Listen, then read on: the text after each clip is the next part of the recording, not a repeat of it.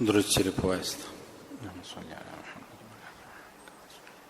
نحمده ونستعينه ونستغفره ونؤمن به ونتوكل عليه ونعوذ بالله من شرور أنفسنا ومن سيئات أعمالنا من يهده الله فلا مضل له ومن يضلل فلا هادي له ونشهد أن لا إله إلا الله وحده لا شريك له ونشهد أن محمدا عبده ورسوله أما بعد فأعوذ بالله من الشيطان الرجيم بسم الله الرحمن الرحيم قال الله عز وجل رجال لا تلهيهم تجارة عن ذكر الله ولا بيع وإقام الصلاة وإيتاء الزكاة يخافون يوما تتقلب فيه القلوب والأبصار صدق الله العلي العظيم وصدق رسوله النبي الكريم ونحن على ذلك من الشاهدين والشاكرين والحمد لله رب العالمين. قدرمنو ښه انسان یا ښه انسانان څوک دي؟ په قیمتي ډبره قیمتي ملغلري په قیمتي شي پسې هر وخت انسان ځان ستړی کوي. تاسو خو ډېری داسې یاست چې کاروبار والا خلک یاست. که څوک د ټوکر کار کوي داسې یو مزینه ځان ته برابروي چې ښه ټوکر راوړي. څوک بیا بل کسب کوي د دې دپاره چې ښه شی راوړي نو زحمت هم کاشي، ځان هم ستړی کوي، وخت هم مصرفوي، مسافرۍ هم کوي. د مور او پلار څخه هم د دعا غوښتنه کوي چې تاسې یو دعا راته وکړي چې الله داسې یو څه راکړي او د داسې شي سره مخامخ سمه چې هغه کې رزق هم وي، حلاله ګوله هم وي، الله هم راڅه خوشحاله وي، مور او پلار هم راڅه خوشحاله وي. ډېرو اولیاو، ډېرو استادانو، ډېرو شاګردانو په ښه استاد پسې کوشش وکړي. یو عالم په باره کې راځي وایي د دې دپاره چې یو حدیث یې زده کړی وای د استاد څخه او هغه استاد د حدیث ښه په یاد و، پرله پسې پر پښو باندې د یوه طرف څخه هم یو میاشت تګ وکړي. دا استاد څخه چې حدیث اورېدی وایي اورېدی یا نه واورېدی چې څه خبره سره وکړله بیرته تر خپله کوره چې راتلی هم یوه میاشت ورباندې تېره سوله. پرله پسې چې د یوه حدیث لپاره قدرمنو یو انسان د خپله کوره څخه تر هغه استازه د استاد څخه بیرته تر خپله کوره تګ کوي، 2 میاشتې پرله پسې د یوه حدیث لپاره د یو ښه استاد څخه چې واوري زده یې کې تګ یې وکړي. امام غزالی رحمه الله تعالی یو عالم تیر سوی دی، شیخ الاسلام لقب د زمانې علما ورکړي دي. د وخت باچا مدرسه جوړه کړې وه، طالبان اوسېدل، حجرې فعاله وې. یو ورځ د ارزیابیو ارزونې لپاره ورغلی تر څو په دې مدرسه کې وګوري چې مصرف ورباندې کوم، هر څه مې مصرفېږي، د طالبان د شاګردان زده کوونکي پر اصولو برابر دي او که نه دي برابر. ورغلی خپل محافظین او ساتونکي هم ورسره دي، د مدرسې څار یې وکړي، کوټه په کوټه باندې ګرځي. د شاګردانو حالت چې ولیدی، هاسټل یا لیلیه د شپو د تېرېدلو لپاره چې کوم شاګردان په دې مدرسه کې اوسېدل، د حالت چې ولیدی امر یې وکړي چې مدرسه بنده کړي. ولې خو چا خندل، چا حملې وهلې، چا په زوره خبرې کولې، چا بیا بل چا ته ازار رسوي. امر چې وکړي بند یې کوي. د مدرسې په استادانو، په نورو مسؤلینو، استادانو او خادمانو کې یو چا ورته وویل چې باچا یو طالب سته، هغه ستا د مدرسې د ټولو اصولو سره برابر ګزاره کوي او ژوند کوي.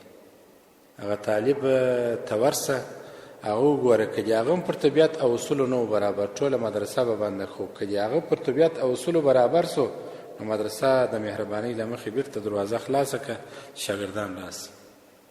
باچا هم په یو ښه شاګرد پسې ګرځېدی. د ښه شاګرد د لټون لپاره ورلی خپلې مدرسې څار او ارزونې لپاره ورلی په یو کوټه کې خوار، د جامو په لحاظ، د بدن په لحاظ، په تمام معنا باندې یو ضعیف طالب اوسېدی، ډنګر. فکر داسې اوسو چې په ډوډۍ هم آباد نه دی. ګمان داسې و چې د اوسېدلو ځای هم ښه نه دی.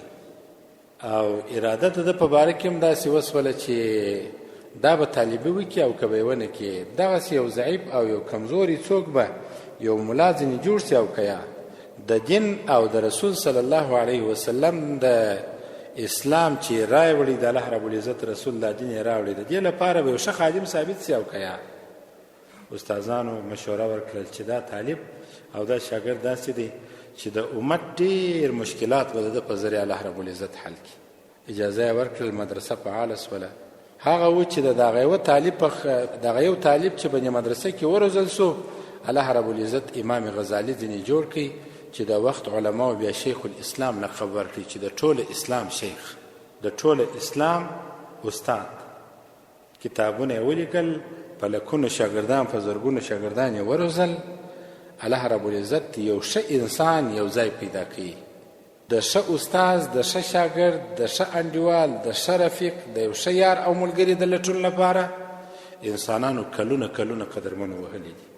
دا کومه لړۍ چې ما لا پیل کړه، ښه انسانان څوک دي او ښه انسان څوک دی، د ښه انسان خاصیتونه څه دي، ډېر څه به انشاءالله تعالی واورو. حضرت عمر مبارک هم په دې لټه کې و چې داسې یو څوک را باندې پېښ شي چې ما د جهالت د ناپوهۍ د تاریکۍ څخه وباسي، یو ډېرې ښه رڼا ته مې ورولي او هغه رڼا داسې وي چې زما ژوند هم سم سي، دا تور او تاریک ژوند به په منور ژوند بدل سي. هغه چې یو چا مشوره ورکړله چې دلته یو څوک سته، نوم یې محمد دی صلی الله علیه وسلم. خو ده چې واورېدل چې دا محمد دی صلی الله علیه وسلم د ده څخه راپېښه ده، ولې پلار ته مو دی ښکنځل کوي او قبیلې ته مو دی ښکنځل کوي د دوی په وینا، دوی به داسې ویله، مشرکینو به ویل. دغه وخت له حضرت عمر مبارک ایمان نه و راوړی. و زموږ هغه بوتان چې موږ عبادت کوو هغه هم په سم نه راپرېږدي. رالی حضرت د خپل اخ شي و کور ته چې غوږ یې ونیوی، اخ شي هم قرآن وایي او خور هم قرآن وایي.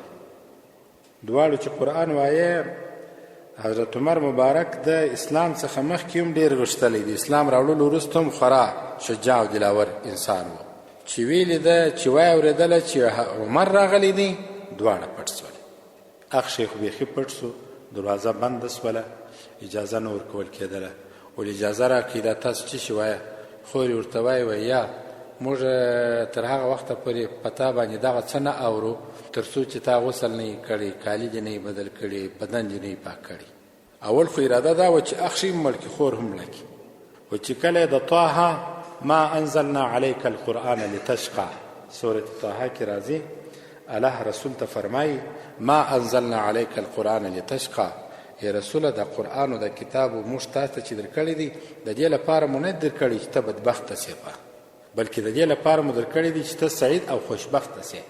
د دې لپاره مو درکړی دی تر څو ستا هر څه په دې قرآن باندې سم سي، تر څو ستا دنیا او آخرت دواړه سم سي، تر څو ته په ټوله دنیا کې یو انقلابي انسان سي، تر څو ستا هر څه و نور انسانانو ته روښانه او ښکاره سي. د دا لپاره مو قرآن درکړي. حضرت عمر مبارک چې د آیاتونه اورېدل، اسلام یې لا نه راوړی، تاثیر ورباندې وکړي. خور ته ویل تاسو څه اورېدله، تاسو څه ویله؟ اخ شو خو یې پټ دی. ول موږ هغه څه ویله چې محمد راته ویل دی صلی الله علیه وسلم. ول ما ته یې مو وایه سولیات را وخت یې نه درته وایي، ورسه ولمبېږه، بدن پاک که، جامې بدلې که، موږ به یې باره درته وایو. دغه آیاتو تاثیر ورباندې وکړي. حضرت عمر مبارک د یو ښه استاز او معلم په لټه کې سو، رالی د مدینې منورې تر هغه ځایه چیرې چې رسول الله صلی الله علیه وسلم د علم حلقه درلودله. لکه موږ او تاسو چې د علم حلقه په هفته کې د چهارشنبې په ماښام لرو، دغسې یوه حلقه درلوده. د خپلو ملګرو صحابو سره ناست و. غالبا حضرت معاذ بن جبل رضی الله عنه چوکیدار او محافظ و، پیردار. چې ولیدل چې عمر را روان دی او د عمر په باره کې ډېرو خلکو، بلکې ټولو خلکو دا ویل چې عمر چې چیرې ورسي هلته به خامخا یو انقلاب راځي. چې ویل عمر را روان دی، نو دوی خو اورېدلي وه چې اسلام یې نه دی راوړی او په خبر هم وه او د هر څه څخه وختي له آګاه وه. حضرت معاذ مبارک هم څه وارخطا غوندې سو، په دې معنا چې اسنه حضرت عمر پر رسول صلی الله علیه وسلم حمله وکړي. حضرت عمر مبارک رسول الله صلی الله علیه وسلم ته ورلی ول عمر راغلی دی. مخکې رسول الله صلی الله علیه وسلم دعا کړې وه، ول خدای د عمرینو څخه یو عمر ته هدایت وکړه. حضرت عمر بن خطاب رضی الله عنه دی هم د ابو جهل هم عمر نومېدی چې خدای د عمرینو څخه یوه ته هدایت وکړه.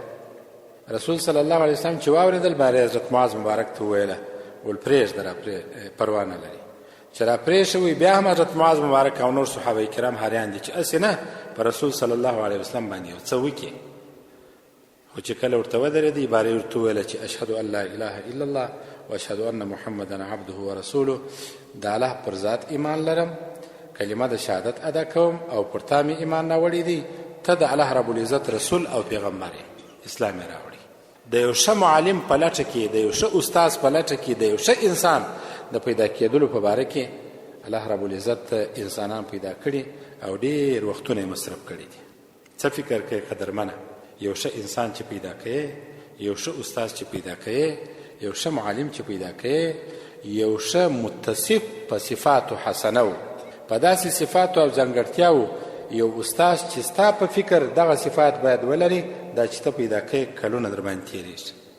ځکه نو یو باچا د خپل غمي لپاره تلاش وکړي، ځینې ورک سو، د خپل غمي لپاره طلایي غمی و، د الماسو غمی و، عقیق و، فیروزه و، هر څه چې و، یو غمی ځینې ورک سو، د ښکار لپاره وتلی دی، د بحر و د دریاب ژي ته وتلی دی، د سیر او سیاحت دپاره وتلی دی، غمی ځینې ورک سو. فوج یې ټوله راوغوښتی چې ورسئ تاسو دا شګې واړوئ د دریاب د ژي چې دا زما غمی پیدا سي. دا ټوله فوج ټوله شګې یوې خوا ته یې پلا واړولې، دوهم وار یې بیا واړولې، درېم وار چې یې را اړولې غمی پیدا سو. کتابو کې استادانو لیکلي او موږ ته یې په توصیه کې ویله ول تاسو چې دا مدرسې فعاله کړي دي دا ټول شاګردان به شاید ملایان نه سي، ټول شاګردان به شاید ملایان سي، خو په ټولو کې به هغه ښه خادم هم نه وي، ټوله به هم ښه خادمان نه وي. هغه یو غمی چې تاسې په دا کلونو کلونو کې مدرسې فعاله کړي دي ځانونه ورسره ستړي کوئ او ملت هم ځان ورسره ستړي کوي، خوراک پکوي، چشاک پکوي، ځای ورکوي، یو غمی په تلاش کې سي، د یوه ښه انسان په تلاش کې سي. نه ده معلومه چې په نعمانیه نقشبندي کې 60 کال هغه انسان دی، که په روژ کال و، که په اول کال و، که 100 کاله بعد هغه انسان پیدا سي. یو غمی به پیدا کېږي، بیا به ټول افغانستان د خدمت کوي. د یوه انسان لپاره، د یوه ښه انسان لپاره په زیات شمېر انسانان اخته دي تر څو یو ښه انسان پیدا سي. ډېر واقعات سته، په نور وختو کې انشاءالله تعالی درته وایم. دغه ښه انسانان څه صفات لري؟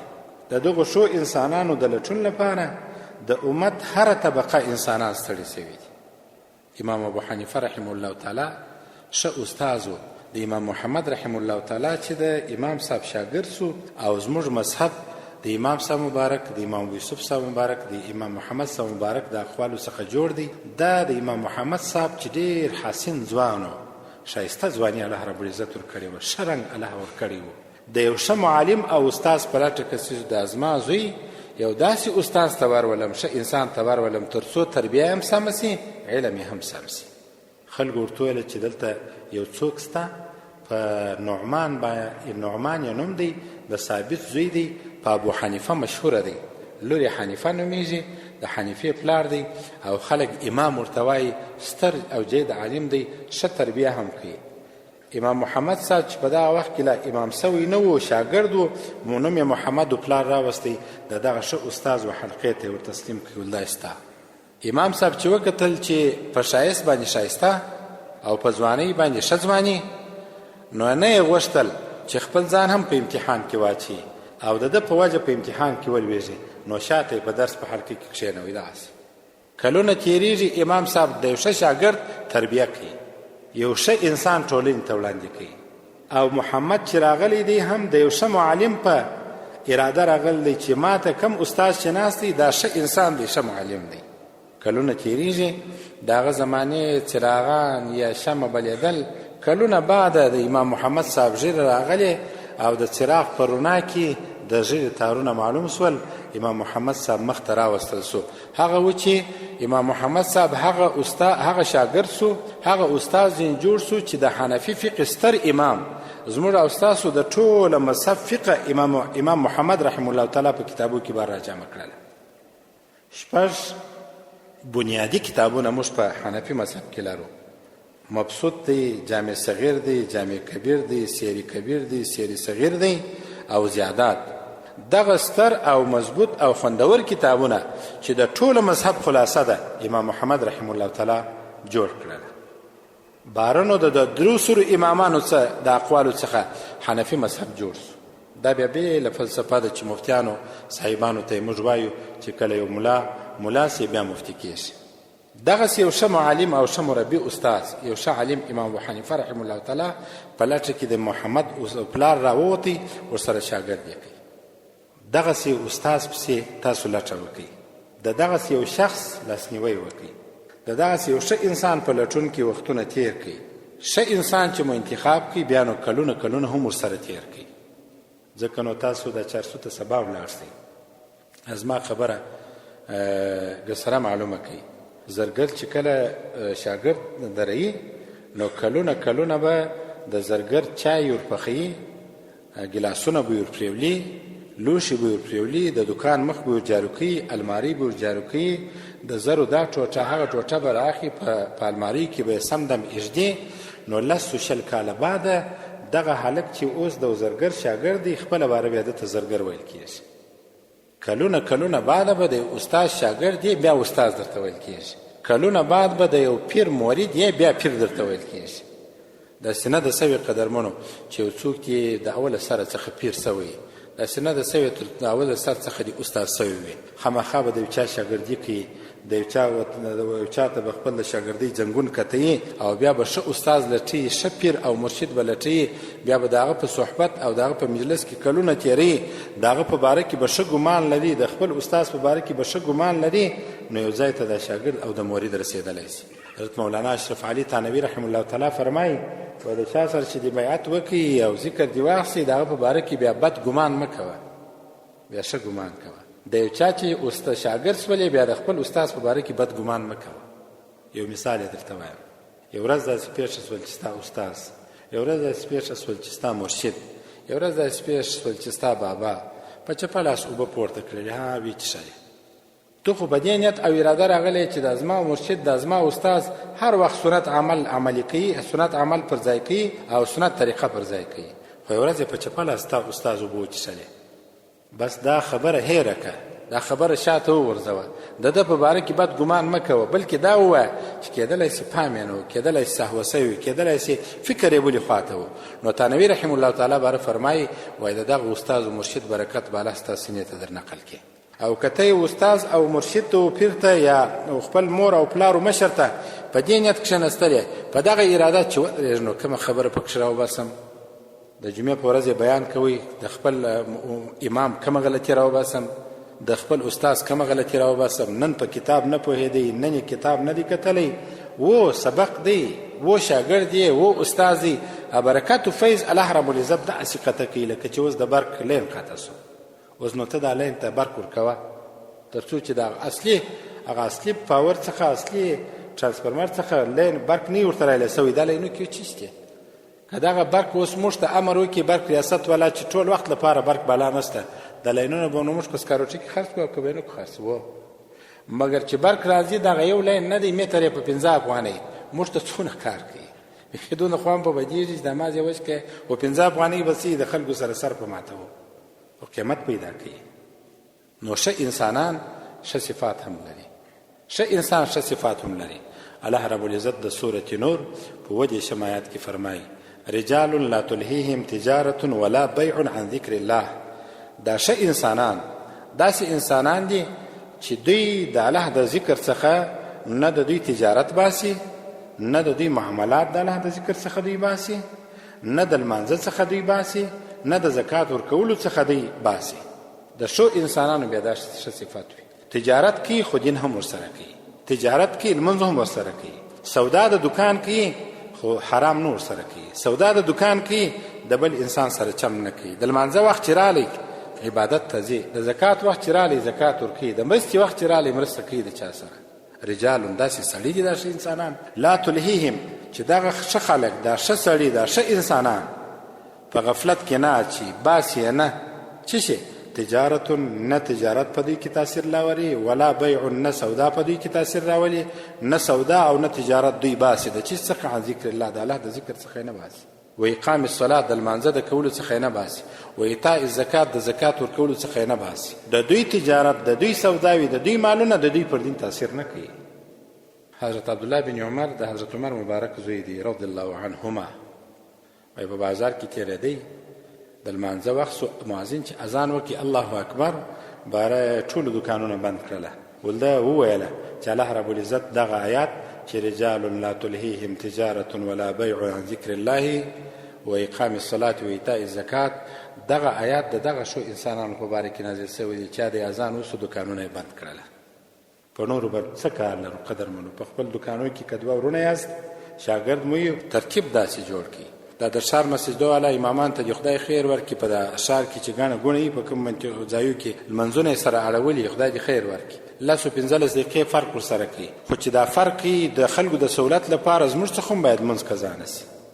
ګراک مو راونه ګرځي او سودا مو راونه ګرځي، او دا نن یاد وساتئ، ستاسو کار او ستاسو ګراک د چهارشنبې د بیان څخه باید تاسو راونه ګرځئ، خامخا راسي. علمي حلقه ده.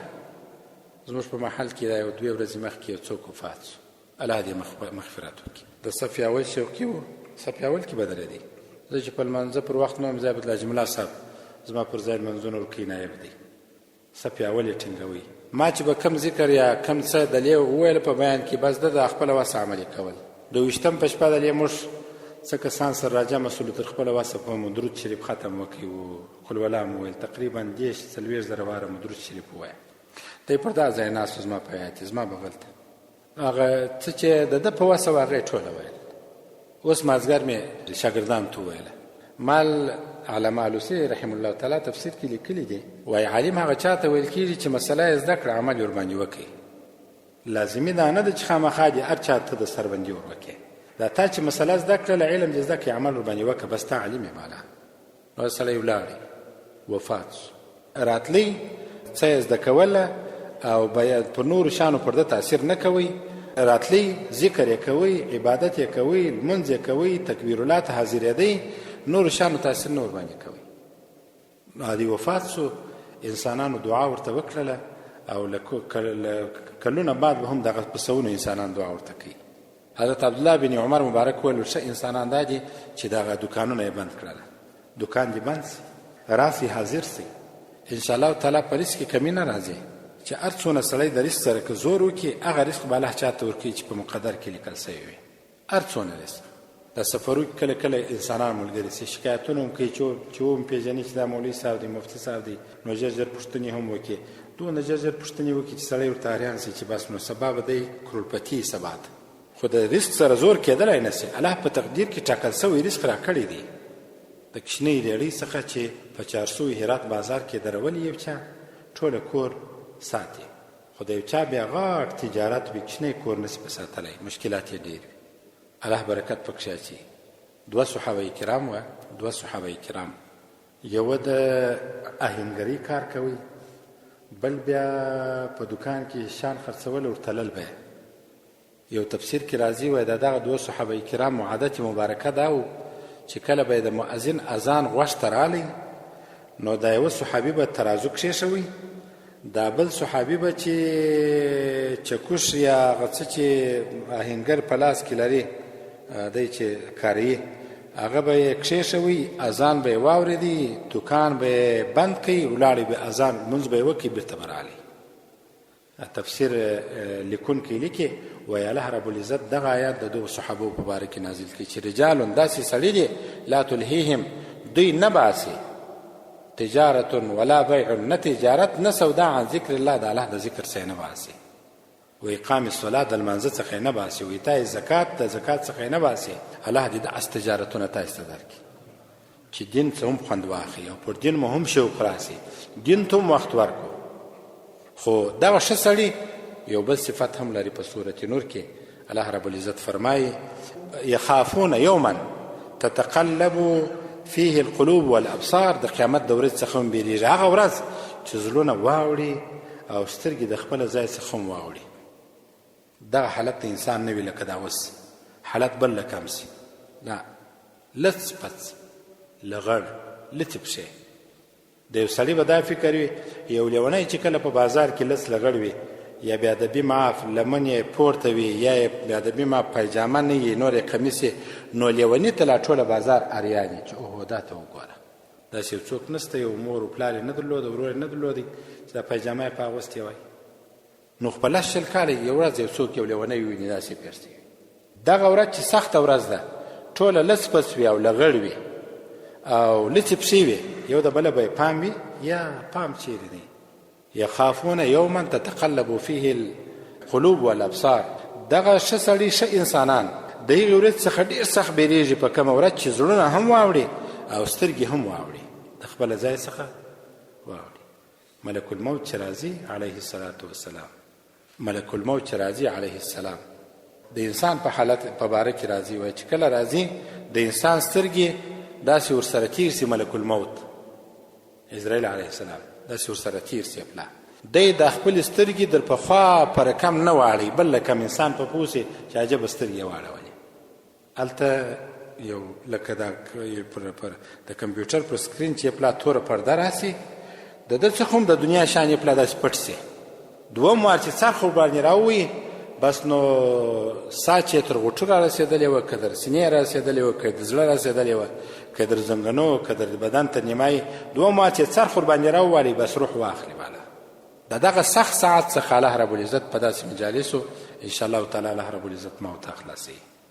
او زه خو خپلو ملګرو ته وایم ځان ته هم وایم چې یو ورځ داسې راځي چې خامخا به مړه کېږي داسې یو څوک د دعا لپاره وټاکئ چې په ټول ژوند یې بیا هیر نه سي. د هر څونه ګران زوی مور او پلار هیر سي. خو دا زما څخه لیکلي واورئ د یو مشفق استاز بیا خپل مشفق او ګران شاګرد په هېڅکله نه هېرېږي. ما ته په خپلو استادانو معلومه ده تر اوسه پورې هم دا زما استادان خو د حالات سره خراب سوله 8 کاله کېږي چې ما نه لیدلي. تقریبا 2011 هغه حاجي امیر محمد موږ ولاړلو خدای دې خیر ورکړي استادان مو ولیدله بیا مو نه دي لیدلي. هغه مشفق استادان چې یو څوک له هلته وویني پوښتنه وکړي او هغه ما پېژني یا ما زه په نامه وایي و زه پېژنم زموږ د کندهار د افغانستان دی تر اوسه دعاوې راکوي راستې دعاوې. موږ هم دغسې د دوی د شفقت څخه متاثره الله رب العزت یو حصه راکړې د خپل استادانو خپلې دعاوې مو هېڅکله نه دي سپمولې او په دعاو کې مو هېر کړي نه دي. هغه استادان چې زما په استادانو کې که به یې رنګ د برنګ تور وه که به یې سترګې کوچنۍ وې که به یې پزه غټه وه که به یې شونډان کوچني وه یا غټ وه فرق بلا فرقه و ټولو ته علی السویه داسې دعا کوو چې دا زړه کشکې راکشل کېدلی او دا زما د خولې دعا په زړه کې اچول کېدلی نو الله رب العزت دا طاقت را کړی وای داسې دعا ورته کوو. زه کله کله دوی ته وایم دا زموږ استاد حضرت مولانا مفتی محمد تقي صاحب الله رب العزت یې په خیر و عافیت ژوند ورکړي ډېر یو نابغه عالم دی. زه هم که چیرې دلې راسي او په ساده جامه کې وګرځي څوک نه وي په پسې خلک به یې ونه پېژني او ورته ووایي دا خدای پاک دا څنګه رنګ ورکړی دی د مخ دغه غاښونه یې غټ او سترګې علیده غټې نه دي کوچنۍ دي او پزه علیده غټه نه ده داسې کوچنۍ ده د مخ شکل یې داسې دی تاسې به په دا ویډیو عکسو کې لیدلی. مګر الله رب العزت چې علم ورکوي او الله د خپل علم څخه حصه ورکړله بیا شاګردان وروزله په ټوله دنیا کې ولاړله. موږ هم د هغه شاګردان خپل ابتدایي استادان د کوچنیوالي استادان راځه پسې د حدیثو دوره مو پر وکړله. حاجي آغا صاحب مبارک پسې تربیه زموږ وکړله د هغه سره ملاسنیوی وکړو د هغه مریدان سولو سبقونه مو ورسره وویله وظیفې مو ورسره واخیستلې سر مو ورسره پټ کړي سفرونه مو ورسره وکړله. الله رب العزت د دې ټولو استادانو برکتونه راباندې کښېښوله. دغسې علمي حلقې که څوک اشتراک وکړي د مشفق استاز مشفق شاګرد نه هېرېږي د مشفق شاګرد مشفق استاز په دعا کې نه هېرېږي. الله رب العزت په ټولو خبرو د عمل کولو توفیق راکړي. نو ښه انسانان ډېر دي دا چې د افغانستان ښه انسانان څوک دي الله دې په روا کې ژوند راکړي. په نورو بیانونو کې به یې وایو. نن ما غوښتله چې د هلمند یو د عالم چې په 9مه یا 8مه پیړۍ کې تېر شوی دی ابن حبان بستي قلعه بست لښکرګاه ته نږدې او د هغه ډېرو پیړیو 4-5 پیړۍ مخکې چې دلته یو قلعه تېره شوې د قلعه بست دلته نږدې شخ په لښکرګاه کې د دغه عالم څه حالات ووایم ښه انسانان دغسې وي. نو وخت نه سو سره پیدا یا اوس وخت سره تنګ سو انشاءالله تعالی بله چهارشنبه به دا خبره کوو. الله دې د ښو انسانانو صحبت او ملګرتیا را نصیب کړي. الله دې مو د ښو انسانانو په قطار کې راولي. ځکه نو یو شاعر وایي احب الصالحین ولست منهم لعل الله یرزقني صلاحا. ښه خلک خو مې خوښ دي خو د ښو خلکو په قطار کې نه یم. دا زه چې ښو خلکو ته ورځم مجلس یې ځان مشرف کوم، الله رب العزت ښایي چې الله ما په دوی کې شمار کړي. مشهوره قصه ده، که څوم ما په کتاب کې لیدل یا نه ده، خو د عبرت څخه ډکه قصه ده چې یوسف علیه السلام چې کله خرڅېدی، یو سیاسر هم ولاړه و لږې کې ورسره دی. یو چا ورته ویل چې د یوسف خو قیمت بیخي نشته، هغه د مصر په ښار کې لوی لوی تاجرانو، کروڑپتیو انسانانو، میلیاردرو انسانان رانیوي، میلیونرو انسانان رانیوي، دا ستا په کې خو یوسف غوندې ښایسته ځوان نه کېږي. دی ورته ویل ما ته معلومات شته چې یوسف نه کېږي په دې باندې، خو الله چې مې د ده په خریدارانو کې شمار کړي. موږ ته دا معلومات شته چې موږ خو صالحین نه یو، ښه نه یو، خو د ښو خلکو په صحبت چې کښېنو الله به مو ښه کړي او الله دې مو شرم کړي. او دا مشهوره قصه ده، د عبرت قصه ده، که په کتاب کې که به نه که چا جوړه کړي که نه، خو ښه خبره ده چې ابراهیم علیه السلام چې کله اور ته واچول کېدی، یو چغۍ کې هم یا یو مرغه هم یو څو اوبه راوړلې چې دا اور مړ کړي. ول ده په دې خو نه مړ کېږي، د شپږو میاشتو راټول سوو بوټو څخه اور بل سوی دی په یوه سطل، نو چیرې مړ کېږي. ول ما ته معلومه ده، خو چې په دې کې مې الله رب العزت شمار کړي چې د پر ابراهیم اور بلو، زه هم په هغه کې رالمه چې اور ورباندې مړ کړمه او په خپل کوشش باندې. زموږ هم داسې یو چې الله رب العزت ته صلاح راکړي، صالحین د الله را څخه جوړ کړي، نه یو صلاح نسته را پکښې کې، کمزوري یو، صفات مو کمزوري دي، علم مو کمزوري دي، هر څه مو کمزوري دي، په هر څه کې ټیټ یو. د ښو خلکو صحبت په دې خاطر حاصلوو، مجلس ته په دې خاطر ورځو چې الله ښه انسانان را څخه جوړ کړي. صحبت صالح تو را صالح کند. د ښه انسان صحبت به تا ښه کوي، د بد انسان صحبت به تا خامخا چرسو ته هڅوي، روینې ته به دې بیایي. د عطار سره چې کښېنې نو خامخا به عطر در باندې موږي، یو رقم عطر، دا ګلي بنفشه عطر دی، دا عمر خیام عطر دی، دا میکسیډور عطر دی، دا سینټ دی، دا پرفیوم دی، دا اله عطر دی، دا بند عطر دی، دا غواړم د دې بوی لږ دی، د دې ډېر وخت دی، نو خامخا عطر. او که د بدو انسانانو سره سړی کښېني نو بیا خو بد انسان ځینې جوړېږي. اخر یوه قصه کومه، بارنو بیان بسوم. د عطارانو په بازار کې عطرونه انسانانو خرڅول، یو بنګي هم د عطارانو بازار ته ورغلی، عطرو دکانونو دی ورننوتی، چې دلته بیا کم شان خرڅېږي، چې دا ورننوتی بالا بېهوشه سو، بېسده سو، ټول اریان سوله چې دا خو پر موږ تاوان سو. یو څو محدود دکانداران یو، خو اوس به پولیس راسي، معسکر به راسي، وبونیسي دا تاسو مړ کړي دي، دا هسې عطر مو ورکړي دي چې په هغه کې بیخي بېکاره شان کار. د وخت مشهوره او با تجربه طبیب یې راوغوښتی، ول دا عطاران ته دا بنګي راغلی دی، دغه سو مړ سوی دی، مړ سو. ده ورته وویل ول هېڅ نه دي بسوي، دی ستاسې د عطرو سره نابلد ور اشنا دی، هغه څه چې دی ورسره بلد دی هغه ورته راوړي او سږمو ته یې ورته ونیسئ. بدبویه شان چې ورته راوړه، سږمو ته یې ورته ونیول، جوړ سو. ولې خو ټوله وخت یې د لوش سره و، ټوله وخت یې د مرداریو سره و، ټوله وخت یې د بیکارو پر انبارو باندې تېر کړی و. هغه د انبارو بوی پر ده نه تللی، د لوشو بوی پر ده نه تللی، د بدبویه شانو بدبویي پر ده نه تلله. ځکه نو هلته یې تاثیر د عطرو دکان ښه تاثیر ورباندې ونه کړي. د ښو خلکو ښه مجلس او د بدو خلکو بد مجلس په انسان کې خامخا تاثیر راولي. ښه انډیوالان قدرمنو پیدا کړي، ښه استادان پیدا کړي، د ښو خلکو لاس داسې ټینګ کړي، بس یو ټینګ کړي، یو او ښې خوندور ټینګ کړي. دا شالمار مېلې ګوره اوس شروع سوي دي که نه دي شروع سوي؟ نو شروع به یوه خو توت چې پاخه سي. په د اخترو کې د پهلوانان راځي، د هرات څخه هم، د بادغیس څخه هم، د کابل څخه هم، د جلا دا یو پهلوان ټول ته په غېږ نه ورځي، یو ښه ټینګ کړي، یو نو چې را ټینګ یې کوي بیا نو یا ځان په غوزاروي یا هغه غوزاروي. یو استاد ټینګ کوي او د همیشه لپاره یې ټینګ کوي، د یوه لمن ټینګه کوي، د همیشه لپاره یې ټینګه کوي. الله دې پر ټولو د خبرو د عمل کولو توفیق راکړي. واخر دعوانا الحمد لله رب العالمين. الحمد لله رب العالمين والعاقبة للمتقين، والصلاة والسلام على سيد رسله وآله وأصحابه أجمعين. ربنا فاغفر لنا ذنوبنا وكفر عنا سيئاتنا وتوفنا مع الأبرار. لا إله إلا أنت سبحانك فقنا عذاب النار. اللهم إنك عفو كريم تحب العفو فاعف عنا. رب العزت ترابانی و رحمېږي.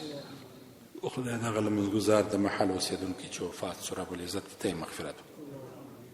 خدای پاک دغه راغلي سپین ږیري مشران کشران همزولي ته ټوله وبخښې، ټوله قرضونه ته ادا کړې، په ژوند کې ته برکت ورواچې، په عیال کې ته برکت ورواچې، مریضي یې ته ورشه کړې، روا حاجتونه یې ته ورپوره کړې.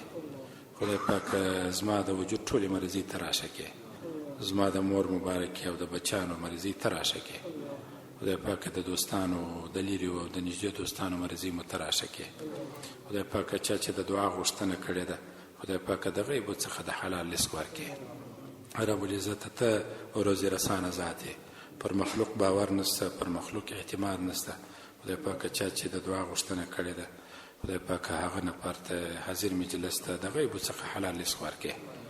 رب العزت په دکان کې، په ریړۍ کې، په کوچني کاروبار کې، په لوی کاروبار کې ته برکت ورواچوي.